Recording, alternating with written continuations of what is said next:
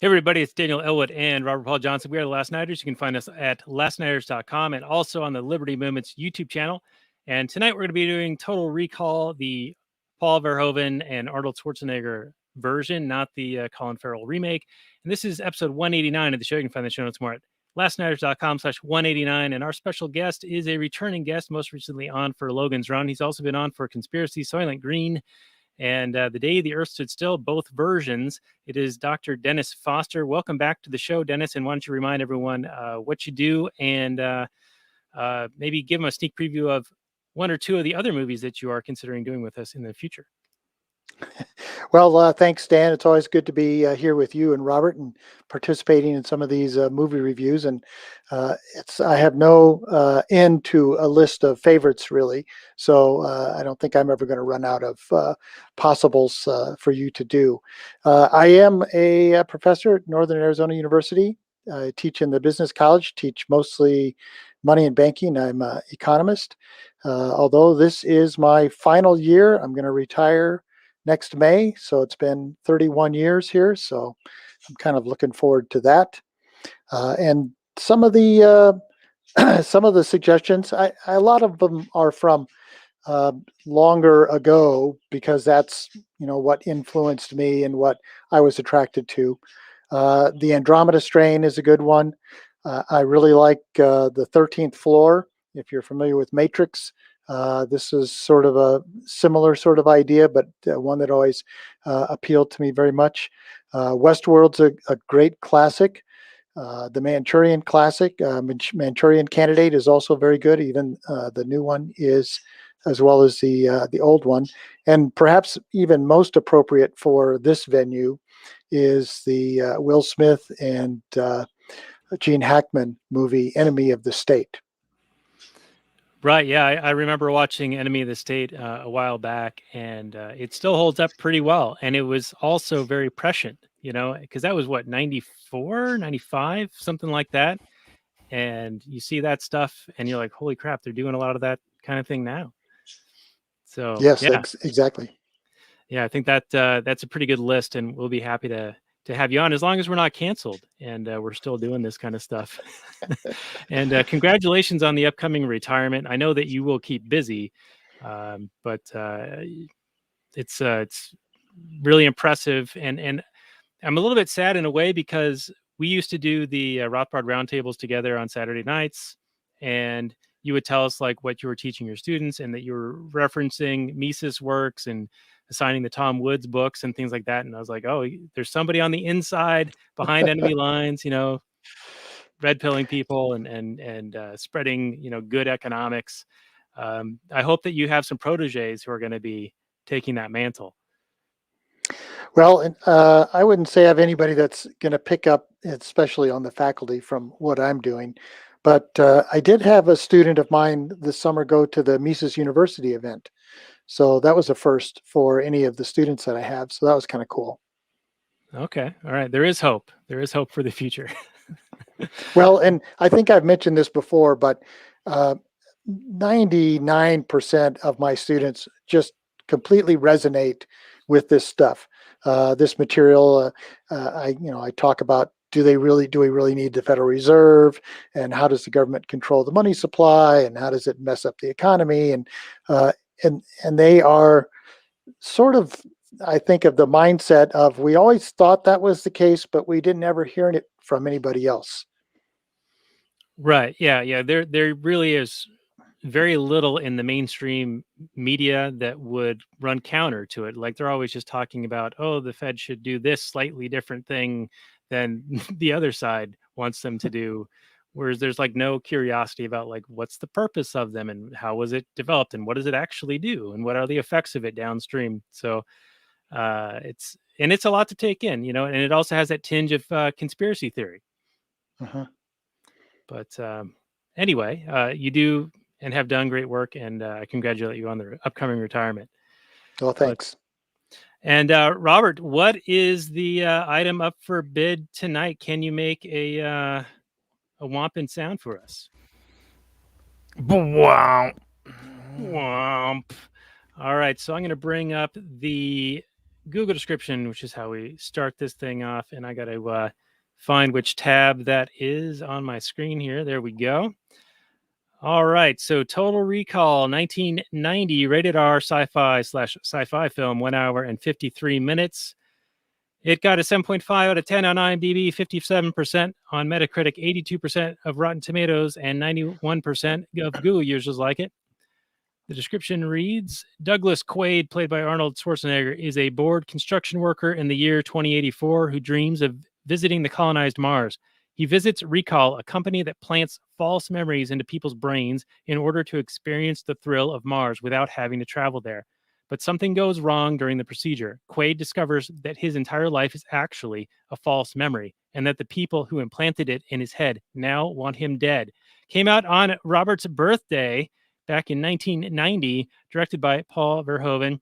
And it's a story that was originated with a short story by Philip K. Dick, and then was sussed out into a pretty decent sci-fi contrivance or mechanism. And Robert, will go to you for your opening salvo on Total Recall. Man, they don't make movies like this anymore. I haven't seen this movie in decades, but I think at the time when it came out, I liked it more than the average person. I've always been a big sci-fi fan, from Aliens, I don't know, RoboCop, Terminator. So I was, this is like a Nexus thing for me.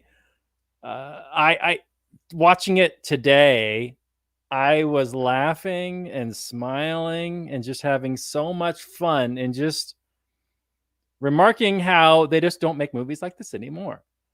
Now, maybe because they've gotten better about some aspects, and a lot of it's kind of silly, because it is a lot of running and shooting, and but then the plot is actually pretty smart, and of course it's got good source material to draw from. I know Daniel's going to rip on Arnold for his acting ability, and rightfully so. These people who get away with this kind of crap should be held to account. Arnold is at his best when he is playing a robot, an unfeeling, uncaring machine. When he is playing a human being and he's doing anything other than running and shooting somebody or punching somebody, it's not as good. Like, there's some scenes with Sharon Stone where he's like acting like a boyfriend or a husband, and like there's some romance, and it's really like, I don't buy this at all. I don't buy that these people care about each other at all. Now, it comes out in the plot that these people have been placed together, so it kind of works. And you could almost say it's like a genius the way they did that, but I don't really buy that. I think it's more you hired Arnold Schwarzenegger to be this action star, and this is the movie you made. Now, I think a sci-fi purist would kind of turn up their nose at a movie like this, where it's been turned into kind of an action gore fest. I mean, you hire Verhoeven to do it. You hire Verhoeven of splatter gore. Didn't you do Toxic Avenger, and then he did RoboCop, and now he's doing Total Recall? It's like, I'm sure if someone's just a fan of Dick, they're just like, what are you doing to my favorite author? Turning it into giving it to this guy to do?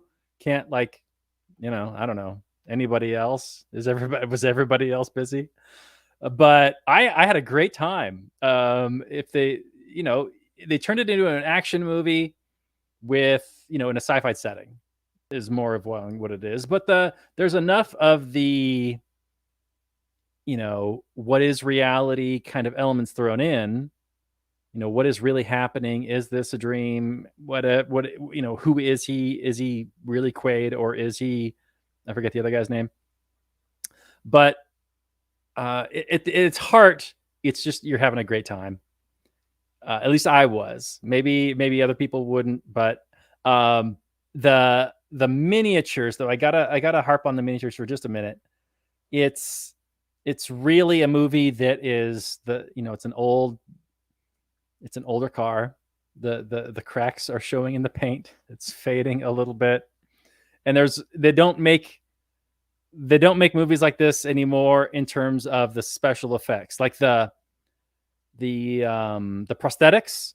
You know, they stick out, but they still look pretty decent. But the miniatures look horrific.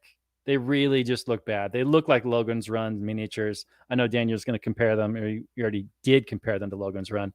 He's absolutely right. I mean, Logan's Run is even worse. This is a step up from Logan's Run, but it's really so obvious. Like today, those would probably be CGI scenes or shot integrated more with, you know, live action in that sense. But I still had a great time, and it didn't bother me. Like all the movie's cracks didn't ruin my good time. I had a lot of fun with this one.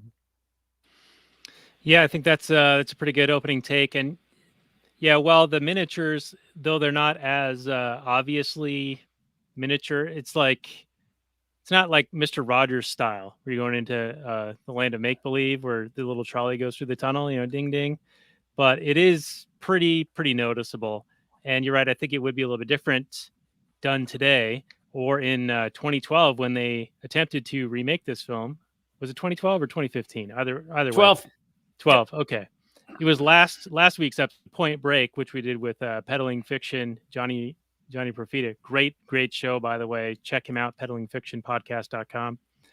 But they redid that one, I think, in 2015, and that was also like one of those things where they take a really good movie and then remake it for some reason and just do a really terrible job at remaking it, when there's perfectly good concepts that were not well executed waiting to be redone, and for whatever reason they're just recycling stuff that was already pretty successful. Like I think last week you mentioned, maybe in the post show bonus content, that there was talk of redoing Princess Bride, and it's like, come on, I mean, well, Andre the Giant's gone, so what are you gonna do? You know, like try to have The Rock do it or something? Like he seems to be doing everything these days. Um, all those Disney movies and Fast and the Furious and all that, but he's no Andre the Giant. I'm sorry. So anyway, that's my little mini rant about remakes and miniatures. And Dennis, let's go to you for your opening on this was a movie that you had wanted to do. You suggested it. So what stands out to you that that this was one you wanted to do? Well, I saw it when it came out, so I mean there is that, and I liked it a lot, and I am a big fan of Philip K. Dick's works, the movies haven't been, you know, super close to the stories. In fact, even in this case here, about all you've got is the Total Recall part of it, where there's the memory implants, and then it doesn't work. Nobody dies in the short story, and he doesn't actually go to Mars and do all the stuff that they're doing here. So there are some major differences, but I think, as Robert said, it's a fun movie. I think the cast is really good. It's interesting to see people that we sort of now associate with other roles. I mean, there's some Star Trek people in there, and of course Paul Verhoeven's people from RoboCop and from also Starship Troopers. So it's interesting to see those people in a different role, but you know, still maybe it's almost in the same universe. So I always am kind of attracted to that. I would say that, like the main character, I've also been fascinated by the idea of Mars anyway. So I kind of gravitate to those kinds of movies, just sort of naturally. I would say there's one thing that I like. I wasn't put off by the miniatures. I was watching some of the special features, and they were saying there was only one scene where there's digital effects, and it was the X-ray machine at the metro station. Everything else was puppets, matte paintings, miniatures, you know, filmed, and then put into the movie that way. So I think actually it's kind of interesting, but you're probably right that it's sort of the end of that era. But I was also impressed with the fact that the people in the movie weren't wearing some kind of crazy futuristic clothing. They seemed sort of naturally to fit that environment, you know, on Mars and on Earth.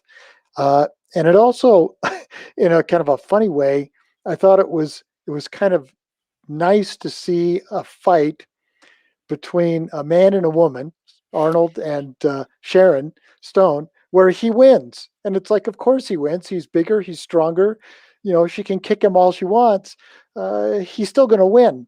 And it seems like the movies that we see nowadays, I sometimes just cringe and I go, Charlize Theron could beat me up, but I don't think she could beat up all these other people. So I thought Yeah. that was kind of neat. And actually, I liked the fight between the two girls, between Lori and Melina, because I thought that seemed, realistic in and of itself. Yeah, I liked it when Arnold actually finally got a hand on Sharon, and he's just like, "I'm just gonna throw you over the table," just like basically with one hand, because that's what exactly would happen. I mean, the guy lifts like, this is like peak steroid Arnold, and the guy he could probably bench press like 500-600 pounds. I mean, it's not a thing for him to lift up a 120-pound woman. Yeah, and I know it's, of course, it's never okay to hit a woman and all that, but in the context She was trying of to the kill him, story, Daniel. yeah, She in the was trying context to of the murder story, him with a gun, it certainly seemed like and she kicked him in the somewhat balls okay. twice. Or 3 times, yeah, twice in one sequence, and then once again later when they fight again on Mars. That's right. Mm-hmm, Yeah. mm-hmm. So the Dennis, the Philip K. Dick story was, I have a loose recollection of it. It's like, we remember it for you wholesale, or at wholesale prices or something like that.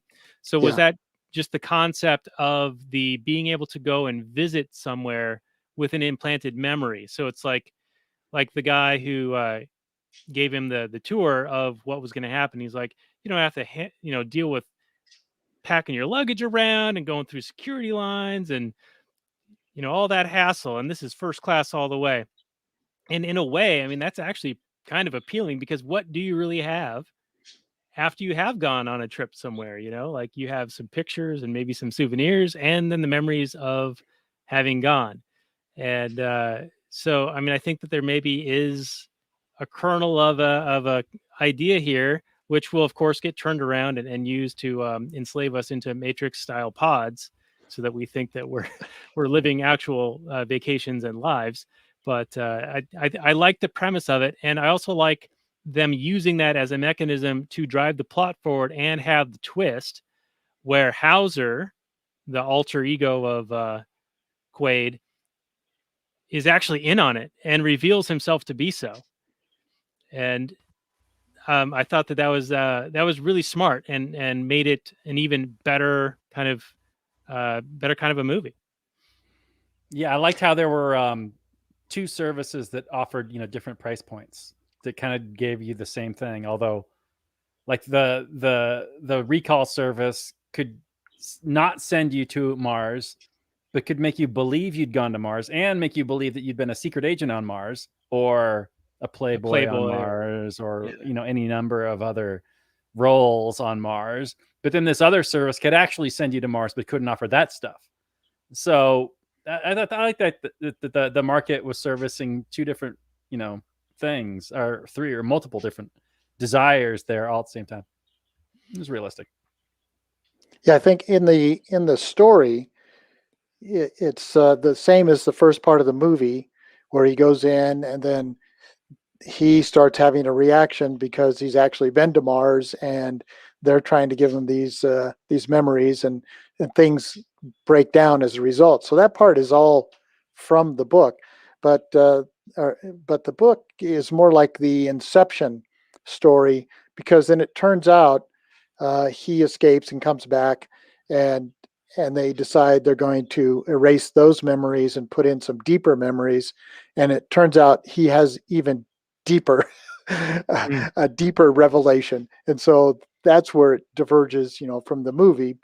I think the movie does a good job of taking that idea and then running with it. I think they spent somewhere like 10 years where this thing went through scripts and changes, and really it was, how do we finish this whole thing off? And it seems like they found a very good way to wrap things up. Yeah. I think it's really cool. And when I was telling my kids right before we came on tonight, I was having dinner with them. I was like, "Oh, we're talking about this movie called Total Recall," and I sort of gave them a brief overview of it. And then my 6-year-old daughter was like, "Oh yeah, I had a dream about having a dream about having a dream about having a dream." And I'm like, "Oh yeah, that's sort of like this, but more like that Leo DiCaprio movie Inception," which I think is a movie that Robert, we should do at some point. I think it's really good. The only thing missing in this is a spinning top in Total Recall, but I think Indeed. it's a really cool way, because like you don't really know as an audience whether what's happening is intended to be the reality of what's happening or not. And then they play to that with that scene where he's on Mars, and then they pretend the doctor comes in and is like, "Hey, I've been implanted to intercede, to talk you down. You're having a psychotic break.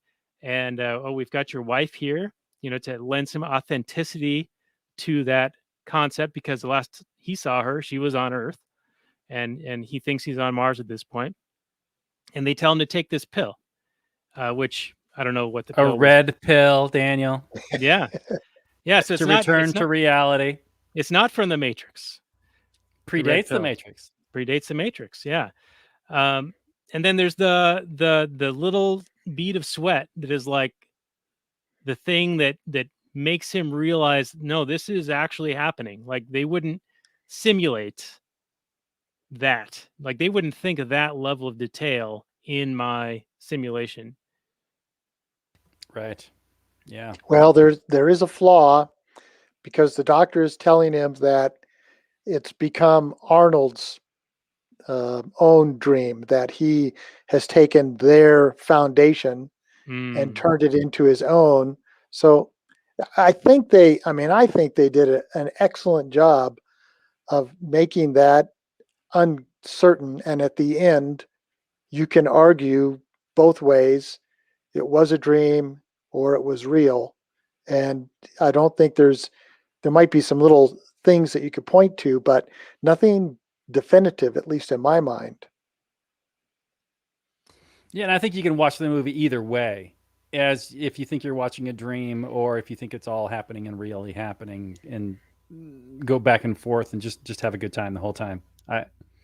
I was massively impressed by, I mean, the fact that you basically have Arnold Schwarzenegger who stars in these big action movies, big high budget. I mean, he started off in Conan the Barbarian. Well, he actually started off in Hercules in New York, if you ever want to watch that film. But then he went on to Conan the Barbarian, and actually was dubbed in that movie because they didn't believe he could talk and didn't like his accent. And they're probably right. But he's in these big dumb action movies, and then now he's doing this smart sci-fi movie, and it's just I don't know about you guys, but it's almost like, oh, I'm just going to watch this as a big dumb action movie, and then I'll just take it for granted what's actually happening and not really think into it. And I think you can enjoy the movie that way. And then I think you can also enjoy the movie a whole lot by reading into every last little bit and going, well, what's really happening? I'm not sure. Yes, no, this is all dream. You can waffle around and have a great time. And the funniest point in the movie is when the female doctor slaps the assistant and says, "Shut up." And I go, this is how people need to act more often. This is hilarious. I like the one where, oh, that's your wife, huh? Yeah, she's a real bitch. That's a good one too. But to your point about Arnold being in these big dumb action movies, I think there is something to that. But I also really enjoyed the premise behind, say, Predator and T2. And there was another one that actually had some T2 pretty is smart. After this movie. Oh yeah, T2 92 is 91. Yeah, 91. The Running Man, I thought, had elements of this where there's like a decent plot that they've hung onto an action movie, Exoskeleton. Yeah, although I think this surpasses Running Man. I think, in my view, in terms of what the plot is, for sure. Yeah, and Predator is what, a top 5 for you? Oh, Predator's an instant Predator is as rewatchable today. That's like remaking The Princess Bride. If you redo Predator, they've done many versions of Predator sequels, but they've never actually gone back and tried to redo Predator, because why would you? Just to make it. Yeah, I tend to agree on that point as well. And sort of getting to Robert's point too, it is I can't stand to watch movies that are 100% action. It's like I need some plot to hold things together. And this movie, I mean, I think the action today is goes overboard. I mean, they seem to shoot their guns off all the time without regard to what's going on, which maybe is an indictment of the state. But there's good time spent on the plot, and that I liked in this movie. Yeah, and I like the element of the risk of revolution bubbling under the surface and all this tension with this oligarch trying to hold on to power and quell, potential rebellion, and that there were like these speakeasies with underground railroad type tunnels and stuff where the last resort people would actually rise up and protect Quaid and the woman and actually fight back against the enforcers and actually win up to a point. But then the enforcers kept bringing more reinforcements, and then they did the De Blasio thing where they're gonna not allow them to be part of society and breathe air anymore. Yeah, that was a really fun scene for me when Quaid and the girl and the taxi driver all are being chased, and they go to the last resort bar, and the enforcers come after them, and just everybody in the bar pulls out guns. They're just like, everybody with all these guns, even just everybody, the prostitutes and everybody. They're all just like, yeah, okay, it's on now. That was fantastic. Yeah, and the Benny character, that was another plot twist that I did not see coming. Because like how would they have planted him to be the guy that picked him up earlier on in the movie? I mean, I guess it works. They could have made everyone be there if they knew that Quaid was in that area. They'd be like, all right, we're gonna have like 4 potential taxi cab agents, and he'll end up with one of them and earn their trust or earn his trust, and then get closer to Kuato. Yeah, and I like the way that there's that scene where Arnold was calling out. He's like, bullshit. It was too perfect. Like, you couldn't have set all this up. And like we've gone on rants before in movies where the plan is just too perfect and it gets pulled off to a T, because in reality there's way too many moving parts. And Arnold calls it perfectly. He's like, no way you could have planned all this to come down perfectly. There's too many moving parts. But like, to your point, maybe they did have every single taxi cab person, or maybe that was the taxi cab guy that he already liked, Oh, from before. as Hauser. Yeah, because there seemed to be some residual stuff in there that they couldn't wipe. That's why he was thinking about Mars and all of that stuff. So yeah, maybe there's something along those lines. It also seemed like they were sort of adapting to the circumstances around a larger like overall goal. So it's not like they had every particular step picked out, but based on the circumstances at hand, they would make some decisions to move their plan forward. And I think that is often how the bureaucratic class and the elites tend to operate. Is they'll take advantage of crisis situation, real or manufactured, to pursue their end goals. Like so many times, whenever there's a quote unquote crisis, they'll immediately have like boatloads of legislation ready to go. And that they had that in their back pocket, just waiting for the time to present it and implement it. Right. Yeah. Right after 9/11, like what it was like a week after, they had the Patriot Act, and it was like 5,000 pages or some crap. It's like, yeah, you've been working on this one a while, boys. Now, Just what did having you to change guys the think? name. What did you guys think of Dr. Evil's evil plan? Like, he's having a problem trying to find this Quato, this rebel leader guy, and he just can't get him. He's throwing all his best guys. They're all Johnny on the spot. They're all looking for him. But the muties, they always sense when if you're a if you're a bad Oh, yeah, guy, because they're and like empaths. Yeah. right, they can just mentally pick you out. So they needed some sort of Manchurian candidate. Now, it seems like an overly complicated plot, even with this crazy technology. But did it seem like a bureaucrat could have come up with this plan? Like a bureaucrat in the Hauser, they're working on it for like a year, and they planned it all out. And then, I mean, you're planning on having your right hand man get his memory wiped to be somebody else, but then he needs to overcome that programming to want to go back to Mars so that he can come back to get to Mars and then get recruited by some other resistance people, find Quado, and then so then they can shoot him. But then he didn't even shoot him. It was the taxi driver. Mhm. I don't know. It all seems a bit, like Arnold says, bullshit. It's too complicated, and it's relying on too many factors that are outside of your control to even happen at all. And they've got the main pursuer in the dark on this plan. Yes. Right. He could have killed him at any point. Mhm. I mean, he didn't know that Arnold was the main character in the movie. He could have shot him and killed him. I mean, he's got all his guys, and he's in a Paul Verhoeven movie, so you know everybody's getting messed up in those movies. But see, now this is the reason you could support the argument that it's a dream, because if it's a dream, you could have all kinds of plot holes. It doesn't matter. It's just a dream.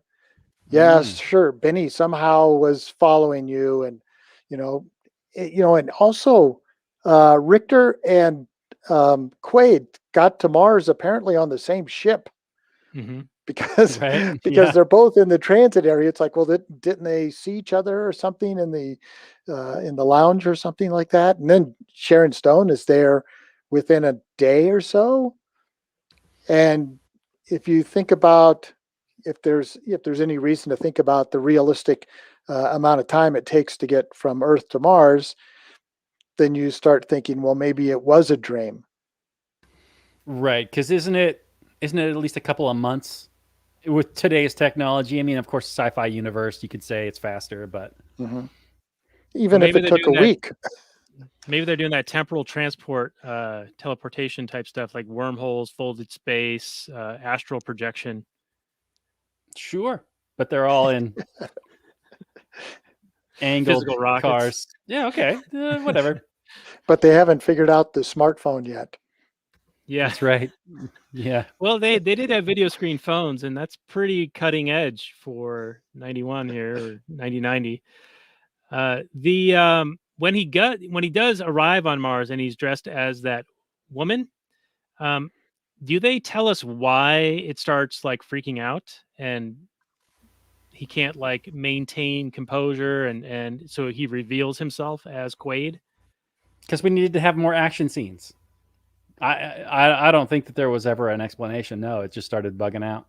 It would have made more sense though, right? If like some kind of sensing equipment that the guy had kind of revealed it or something like, yeah, I just got this brand new sensor in just today, and we're gonna check you out. Maybe that would have helped. I don't know. Because Well, otherwise, yeah, it just all of a sudden stops working at the right perfect moment. Cohagen also, in his little speech about how they set him up, mentions the mask, and I guess that's what he's referring to. Is Mhm. that yeah? We also provided that, and I don't know. One would presume maybe there would be a scene where somebody says, it's not going to last forever, and maybe it's just the time where it expires and runs out, and he just didn't get away before that happened. Yeah, that would have been good too if there was a time limit or that runs out of batteries or something. Who knows?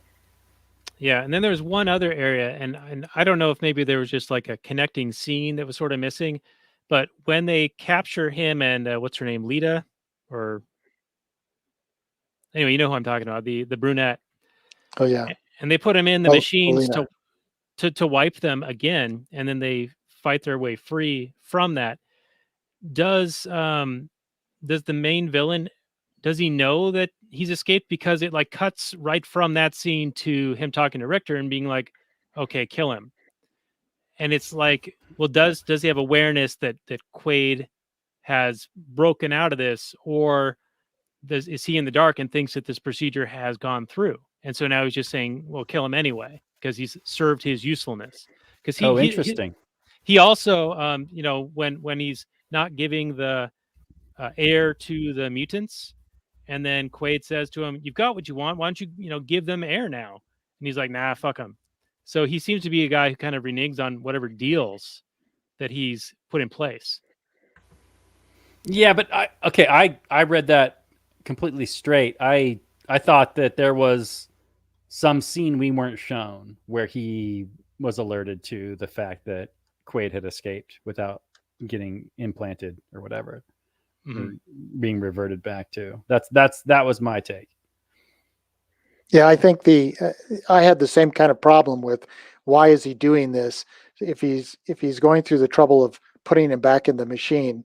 And I guess that would really be the only answer, is that he already knows that he has escaped. Yeah. So we're just kind of missing that brief, 2-second, like, he's made it, he's gotten out or something. I mean, Yes. the one guy hits like an alarm when he grabs that axe. So maybe that's meant to convey that people have been made aware. Right. Yeah. Yeah. I just assumed that that's what had happened. But yeah, you're right. I mean, it's a little sloppy in the storytelling aspects of it. But maybe they did that intentionally. Who knows? Maybe they're leaning into the dream aspects. I don't know. So Cohagen, he seems to be a very technically bright guy. Like, he's got this elaborate plan, and he thinks of himself very highly. Like, he's a very smart guy, smarter than the people, Kuato's people and the muties and all of those things. Smarter than Richter. He's treating Richter like he's his dumb muscle lackey. But he's also the expert, right? He's getting this turbanium or whatever it's called, mining it, and he's aware of this 500,000-year-old massive machine in this pyramid on Mars. And he seems to be convinced that if that thing gets activated, it's going to kill everybody. It's going to destroy the planet.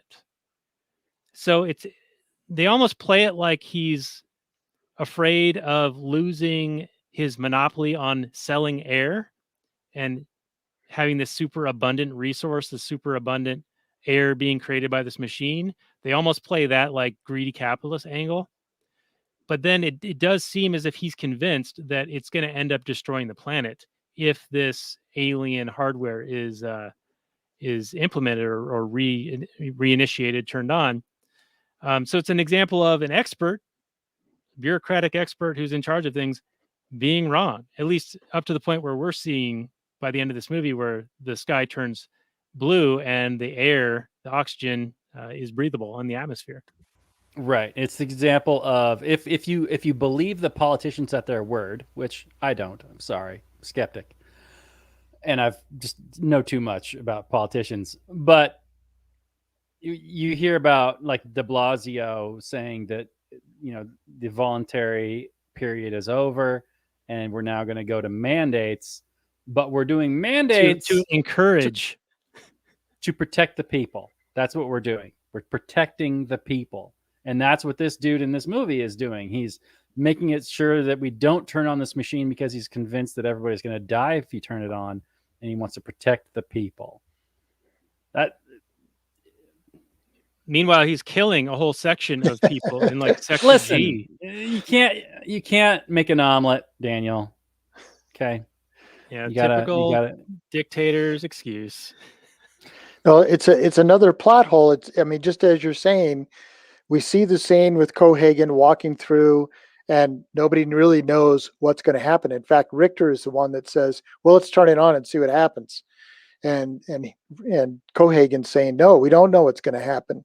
But then somehow, after Quaid's encounter with Kuato, he knows that it's going to melt the water and generate oxygen in the atmosphere. Point. And it's like, how did that get connected up dot to dot to dot?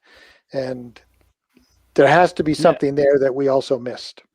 Yeah, how does Hauser know, but the Dr. Evil not know? Because it's a dream. Yeah, you know, there are other movies, and I couldn't name one right now, but where there's like this cheap ending where it's like everything you just saw meaningless. It was all a dream. Well, now I have a point, if I can raise, that I thought was kind of interesting too, and it was the age-old question of nature versus nurture. Because what we have here is virtual nurture, right?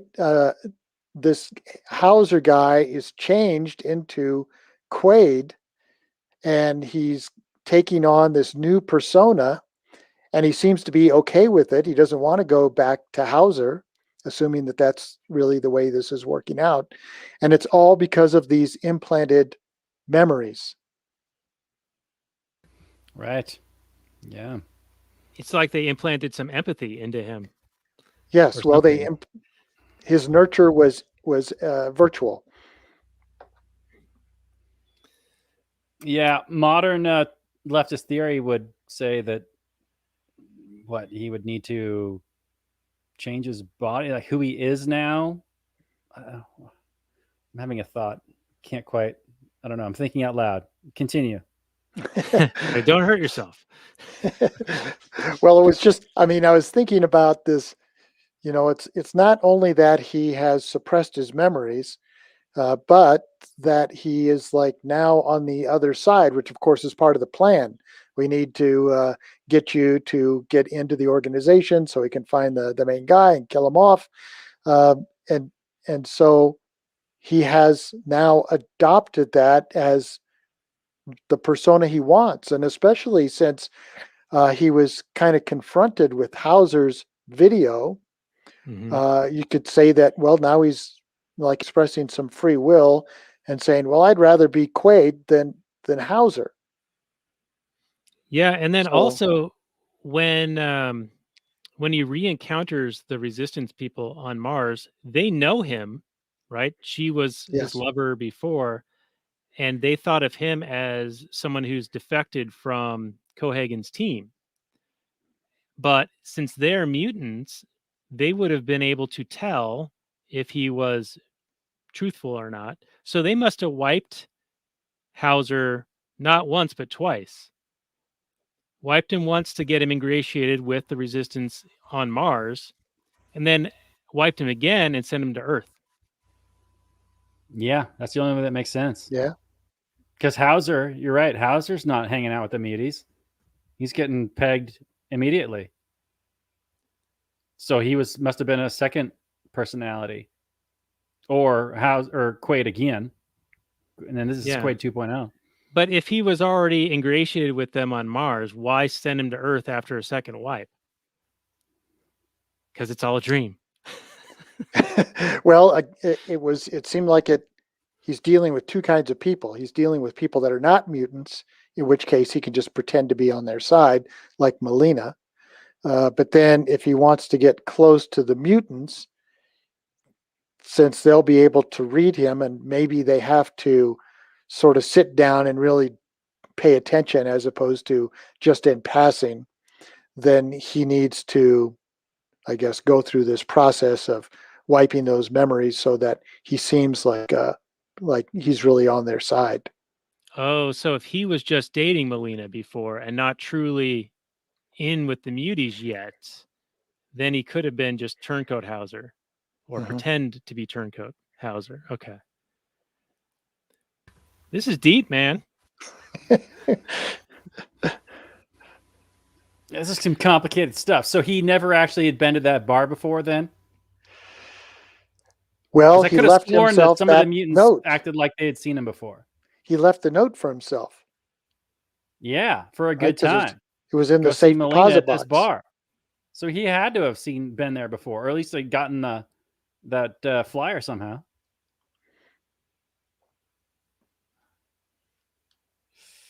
Yeah, we're overthinking this. Probably, but this is what was presented to us. Yeah. Yeah, yeah.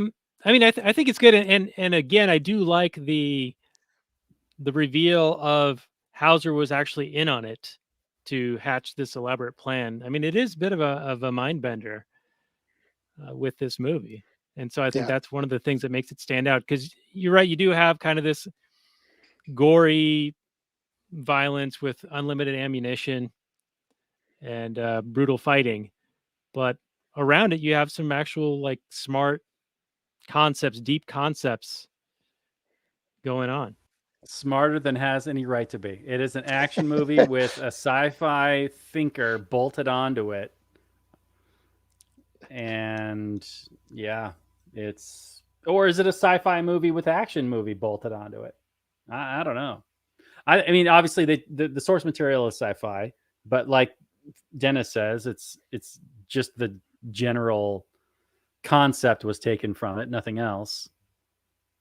But I don't know. It's good. It's still turned out fun. I don't know what the 2012 remake is. I'm sure this will be remade again in the future at some point. It's a fun concept that I'm not exactly super interested to watch the 2012, but I like the concept so much that I wouldn't be against, even though I know you hadn't went on a rant about remaking things. If you don't have to remake this movie, but you could just do another something in the same vein. I mean, you could call it whatever you want. Yeah, I mean, it's just too much fun to not play around with these toys. Yeah, I did watch the trailer for the 2012, and the trailer. I mean, I know that's the point of a trailer, is to make it look really good. It looks really good in the trailer, but I have not seen the movie, and I've heard bad things. Dennis, have you seen it? Oh yeah, I've seen it. I've got it. It's barely passable. I mean, do Mars they just no shot for play. shot remake this one, or No. what do they do? That Mars doesn't play a role. There's a giant, some kind of giant elevator in the Earth that goes from the poor part to the rich part, and so workers take this elevator every day, which seems way too expensive in order to do work on the in the rich areas. And Yeah, then being an there's an economist. underground and What? revolution. That so much sounds like Metropolis, doesn't it? That sounds a lot like Metropolis. Okay, that's interesting. Yeah. Well, if you get bored, Robert, maybe check it out. All right. maybe Daniel. So I have a mini rant about this movie, in that Robert and I shared a Fandango account to make certain movies available to you to be able to watch them after I'd purchased them. But then Voodoo bought Fandango, or Fandango bought Voodoo. Either way, but they're going forward with Voodoo being the platform, and so that ability for you to log in to Fandango has been wiped away. So even though I bought this movie like a week ago with the intention of you being able to watch it, you lost that ability, and there was a transition period with no overlap. So there was a delay, and 2 days before needing to do this recording that we're doing right now, live streaming for our Patreon supporters, go to lastnight.com/Patreon. It was unavailable to me. And so I ranted as nice as I could at their customer service people after waiting for like 2 hours to talk to them, and let them know that I was not pleased with this first world problem of the movies I had paid for not being immediately available to me. And I feel kind of like a dick even mentioning it. But I felt like their transition plan was not well executed. I felt like they should have stood up the one and then turned off the other, versus shut down one and then in some nebulous time frame turn on the other. That's my rant about that. Yes, capitalism has failed. It was a little sloppy on their part. I mean, where you're making things, it's a sloppy handoff transition phase for sure. I like that you asked them to just give you the movie, and they were like, I can't do that. And then you're like, well, who can? And they're like, well, only the top level service people. I'm like, okay, well, let me talk to the top level service people. And they're like, they don't talk to people like you. It's like, what good are they if they don't talk to customers? It's like, well, you can't email them and you can't actually message them. You can't call them. But they're service people somehow. Okay, all right. Yeah, and my point to them was, well, I mean, I already own it. You know that. Like, it's in the one library. You can see it there. So just, turn it on for me on this other one. As a one-off, like give me like an access pass to it or whatever. But he was fine. It ended up turning on. When I first engaged with them, they were like, yeah, we don't know when this will go through. Like, check again in 24 hours is basically what their answer was.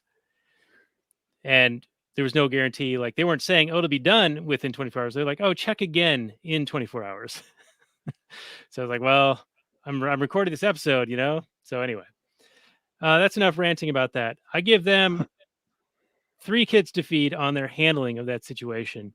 And if we don't have any last notes or anything, we can get in a final summary and review and give a number of kids to feed out of 10 as our rating system, unless either one of you have a better idea for rating system.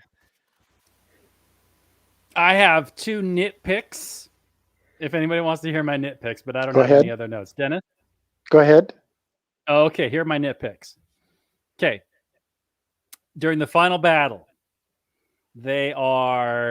all these guys are around in this, this little set that they've made with these pillars.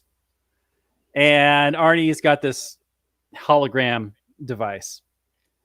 And at one point, he walks into the middle, and they're just circling him. Circle him. And he's standing there, and they all unload magazines into what they think is this hologram. Or what they think is him, but it's actually a hologram. Wouldn't the bullets go through the hologram and into each other? But not a single bad guy is harmed at all. Now later, 2 minutes later, they use the hologram to get 2 bad guys to shoot each other. Yeah, Melina does that, yeah. Yeah, in this particular scene, they just unload into Arnold, and he's just laughing, having a great time, as you would. But, at some point, they should have gone, oh, shit, did we load blanks? Because it didn't do anything. And then my last nitpick is when the oxygen is finally shooting out of the mountain, it turns the sky blue, which makes 0 sense. Yes, I understand visual effect. They want to give you the idea that there's an atmosphere now, but it would still be a red sky because the Earth sky on blue is blue because it reflects the light off the oceans, not because of the oxygen in the atmosphere. I thought it was the nitrogen that vibrates at a blue frequency. Is that true, Daniel? Are you just fucking with me right now? I think I read that somewhere, but I don't fully understand it. I'm not a scientist, but I could be wrong. Well, wasn't the machine was melting ice or something that Cohagen said was filled up the core of the planet? Mm-hmm. Yeah. Yes. So maybe there's a whole lot of water in the atmosphere. Somewhere. But it would still be reflected. Okay, maybe Daniel's right about the nitrogen thing. I still think I'm right about the ocean thing. Anyway, those are my nitpicks. And after that little shootout where they realize he's a hologram, and then he pretends to be a hologram, and he's like, haha, it's really me, and then he shoots them. I thought that was a clever little almost inside joke moment in that scene. It's an inside joke between him and the 2 people he's going to kill. Yeah, you're right. Yeah. So it's a short-lived joke.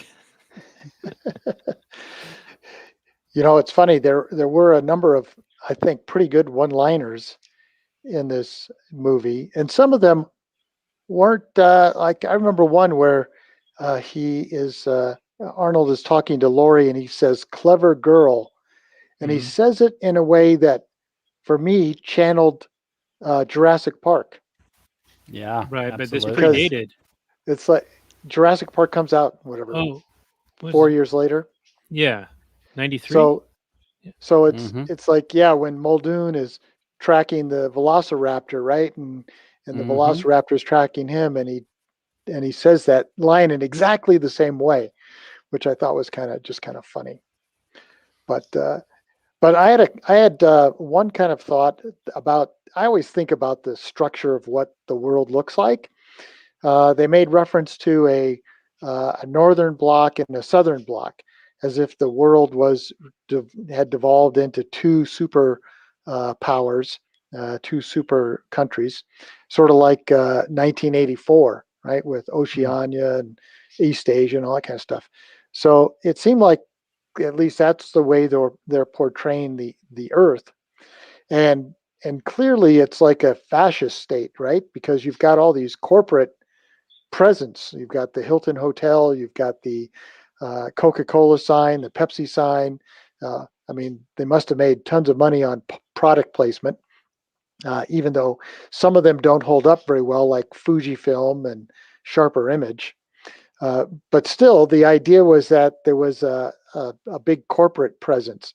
And so one would think that there would be the desire to still maximize profits. I think this gets to maybe a point that Robert was making earlier. It's like, because I thought if Cohagen knew the machine would actually create water and oxygen, he should see that as a huge profitable opportunity for him, because he's right there ready to take advantage of it. But if he really does think that it's going to destroy the planet, like Daniel was saying, then that would make us sort of empathize with the fact that he doesn't want Quaid to actually turn the reactor on. But so I was still kind of mixed feelings on that, because I thought, this should be a profitable opportunity for him. And we know he doesn't take advantage of profitable opportunities, because it seems to me that there's money to be made in psychic mutants. Yeah. Yeah, absolutely. Lots of money. You know how much money Miss Cleo made, and she wasn't even a real psychic. Tell me now. These people. Instead, he kills them all, or he wants to kill them all. Yeah, he's killing off a fat revenue stream, man. What are you doing? Yeah, well, things. Being an economic thinker probably ruins a lot of movies for you. So. Yeah. I used to tell my students that on Star Trek they hired science advisors, but they never hired economists. Right. Absolutely not. Post scarcity, something like that. No money. Well, yeah, they say that. But does everybody get to use the holodeck? No. Nope. That's right. In the Ferengi, they trade something. Anyway. Yeah, you were saying earlier about Dennis about the one-liners, and you're right. I mean, I know Arnold loves doing the one-liners. They're trademark sort of in his films, from Terminator 2 to Predator. But I really enjoyed his trademark, his one-liners in this movie. Consider This a Divorce was good. Mm-hmm. And See You at the Party Later. I really enjoyed See You at the Party Later. Really? He kills the henchman guy. I feel like that one kind of fell flat for me. Did it? Because I loved it. I thought that was so funny. Was that a Die Hard reference? No, no, that'd be Welcome to the Party, Pal. No, it was because they were going to be meeting at the party later. Mm-hmm. Right. And then there was the Screw You, which was a little on the nose. The Screw You, I could have done without the Screw You. But, yeah. I think I laughed hardest at the one where Melina says, "What have you been feeding it?" And he says, "Blondes."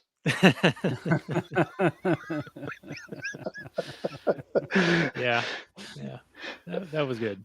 There's some good stuff in this film, man. Come on. All right, Robert, you want to lead us off with your summary and review? I know you've kind of gone over most of your points already, but maybe a bit of a rehash. Then, how many kids you got to feed? Oh man, got to feed so many kids in this movie, and I'm not even married, but I got so many kids.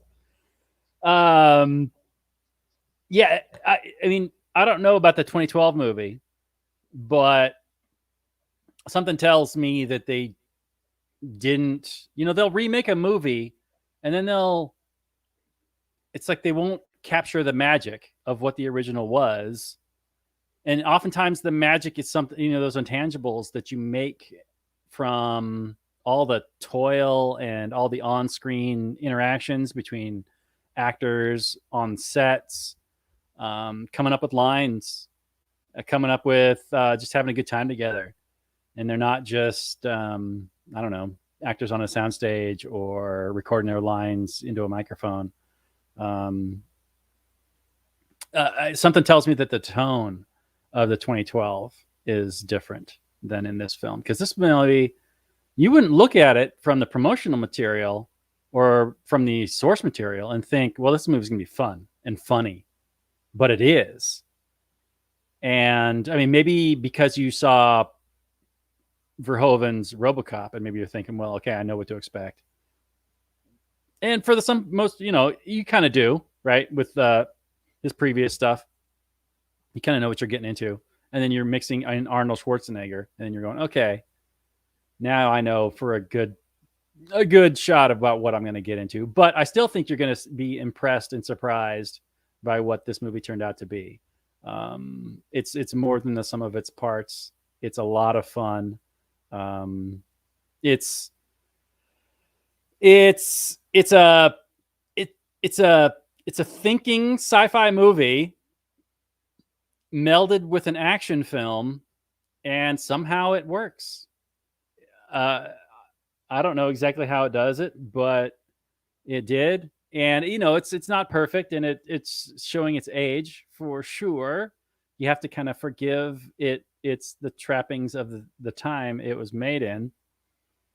But there's memorable scenes, there's memorable lines, and I don't think the same can be said of the 2012 remake.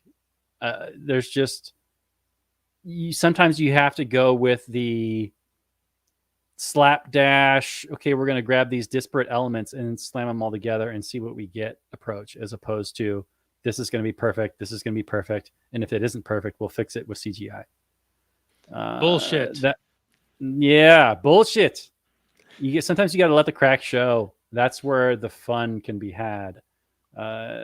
So, man, I had a great time. This is 8.4 kids out of 10 for me. It's higher than it has any right to be, but I had such a good time, and I'm glad I watched it again and did the show. And thanks for Dennis for coming on. But it shouldn't be that high. It's not that good, but that's how much fun I had with it. That's my rating. Some bonus points from you then. Yeah, bonus points. All right, very good. Well, let's have brains before beauty. So, well, I guess that kind of ruins the moment here, doesn't it? Because Dennis, you'd go first either way. So, what's your number of kids and your final summary?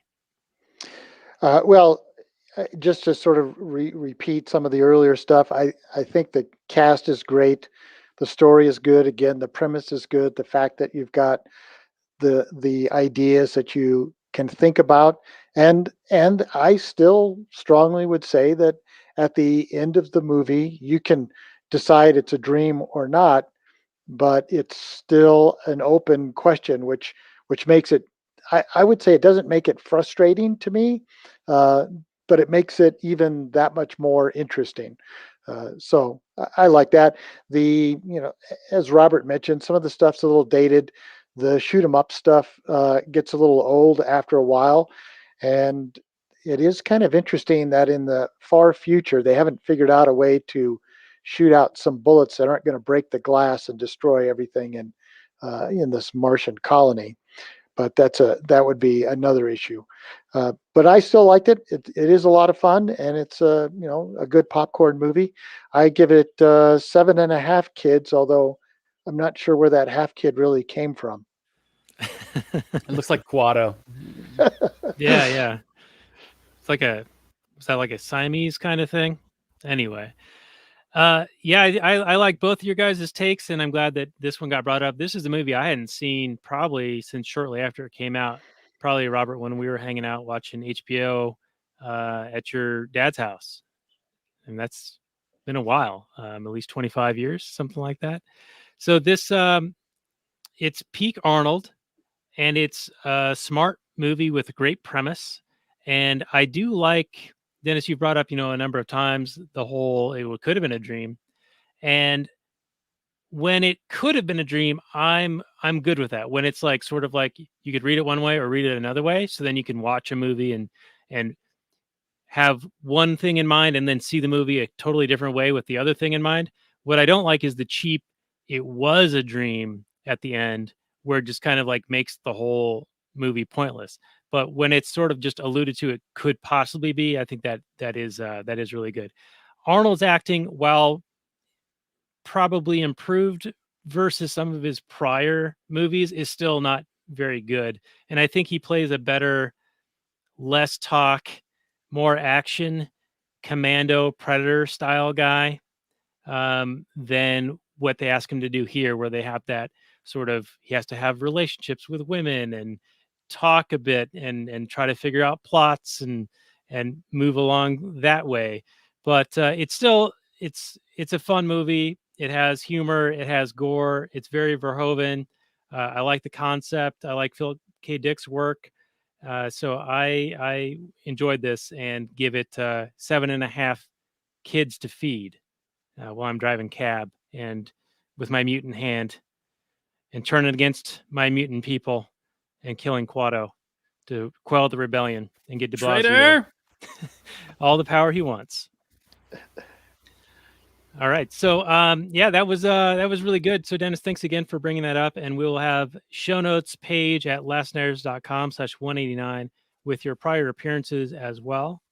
And we welcome you back in the near future to do any number of those movies on your list that you sent earlier, something like a dozen movies. And I think we talked about a few other ones as well. So we might get you on more frequently, especially after you retire. Well, it'll be my pleasure. Yeah, that'd be great. And so, Dennis, I know one of your prior movies with us was Conspiracy, where we talked about Nazis, World War II, planning their final solution. And I thought that was going to be a difficult movie to talk about without getting like deplatformed and in trouble for some reason. Well, this next movie we're doing, I'm even more concerned about because we're going to be doing the Edward Norton movie with Ed Furlong, American History X, with Nick White of the Status Quo podcast. So this is a guy who's been a fan of our show for a while. He has a really good show. He's a co-host as well, and he suggested doing American History X. So that will be what we're doing next. Robert, your initial take on that that controversial film? It's gonna be fun. That is just a fun movie. Laugh out loud, hilarious movie. Very uplifting. No, is that?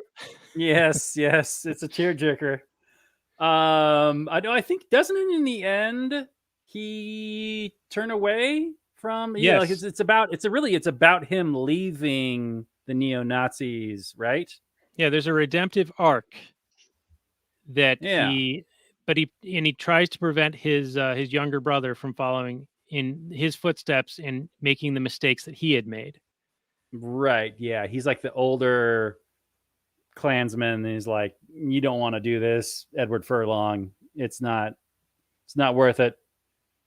And so he's like a killjoy. I want to say like Edward Furlong goes to like a party and he's like, no. And he pulls him away from the party. Then he has to get beat up by some skinhead. I don't know. Anyway, it'll be fun. Yeah, it's been a while since I've seen it, but I always remember the curb stomp scene and just how terrible that it was. I mean, that like brutal. Stuck with me. Yeah. It's No, it's absolutely brutal. Because it's like he curb stomps somebody for like stealing his car stereo or something, right? Right. Yeah. And it's after like he's thwarted the the attempt, right? So it was purely just retribution. Punish. Yeah. Punish. Yeah. Mm-hmm, yeah. So anyway, get to watch that again. So that'll be fun. But anyway, it'll be good times. American History next week. And you can find show notes more for this at lastnarratives.com/189 for prior appearances with Dennis. And it will be back next week. So we'll say good night from last night, everyone. Peace out.